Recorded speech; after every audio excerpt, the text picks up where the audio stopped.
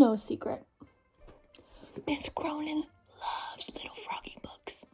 They are my absolute favorite. They are so funny, and I love to read them. I think Olive Octopus and Allie Alligator love these books also, so they're gonna chill back there while I read. All right, are we ready? But wait 1 second. First, I need you to make sure that you're super comfortable. Maybe you are sitting crisscross applesauce, just like Miss Cronin. And if you're all comfy, we're gonna go ahead and get started. So this is Froggy Plays Soccer. Froggy plays soccer. Froggy plays soccer. Froggy couldn't sleep. He looked out the window. The full moon was rising.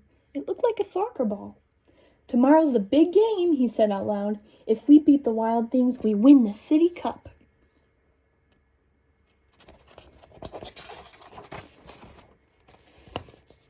In the morning, Froggy was bursting to go. He pulled on his underwear, zap, tugged on his soccer shorts, zeep, snapped up his shin guards, snap, wiggled on his soccer shirt, zling, pulled on his soccer socks, zoop, and put on his cleats, zip, zip. "Froggy!" called his father.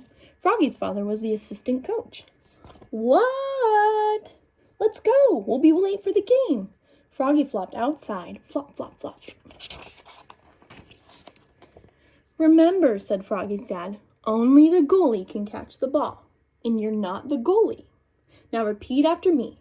Head it, boot it, knee it, shoot it. But don't use your hands." And Froggy sang, "Head it, boot it, knee it, shoot it. But don't use your hands," all the way to the soccer field. At the soccer field, the coach, Max's mother, said, "We're a team. We're the dream team. Hooray!" screamed the dream team. Soon the game was on. Froggy was doing cartwheels. Froggy was picking daisies. Froggy was picking his nose. The ball bounced off his chest. He gave a mighty kick and missed the ball. But Max trapped it and passed it to BJ, who slammed it right into the net. Goal! It was 1-0. Dream team.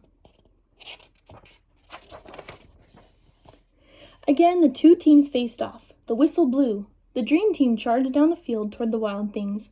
Froggy was tying his shoe. Froggy's dad was yelling, "Defense! Defense!" The ball hit Froggy in his head, bonk, and knocked him down. He was great at defense. Froggy was mad now. The Wild Things were stampeding, and Matthew, the dream team's goalkeeper, was chasing the ball. Now the ball was unguarded. This was Froggy's chance. He leapfrogged over Travis. He leapfrogged over Matthew. He leapfrogged over the Wild Things forward who was firing the ball. And what a save!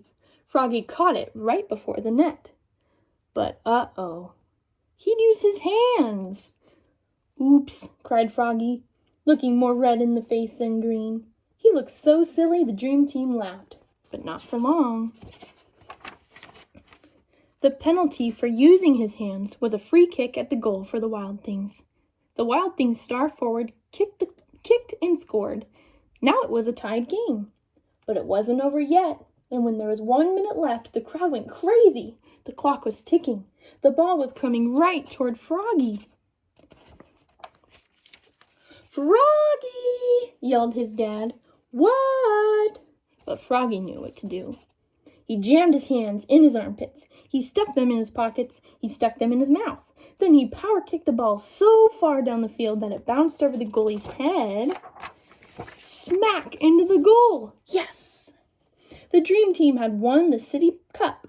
They shouted and danced, and Froggy sang, "Head it, boot it, knee it, shoot it, but don't use your hands." Except to slap high fives. Slap, slap, slap. The end. Okay, now that we've read the story, I think I have some questions for you. My first one is, why do you think Froggy turned red in the face? Do you think he was happy? Or do you think maybe he was embarrassed? My next question for you is, why do you think Froggy jammed his arms into his armpits and into his pockets and into his mouth before kicking the ball?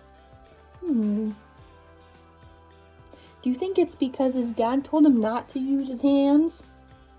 I think you'd be right. I think Froggy was a little afraid to use his hands, so he jammed them wherever he could so he didn't have to use them. And my last question for you is it okay to be embarrassed sometimes? Yes, of course it is. I've been embarrassed many times before. And you know what? Miss Cronin used to play soccer too. And sometimes she would kick and she would totally miss the ball. And it might have been a little embarrassing, but it was something that was funny later on. And it's something that you learn from if you get embarrassed. And as always, thank you so much for watching today, and we'll see you soon.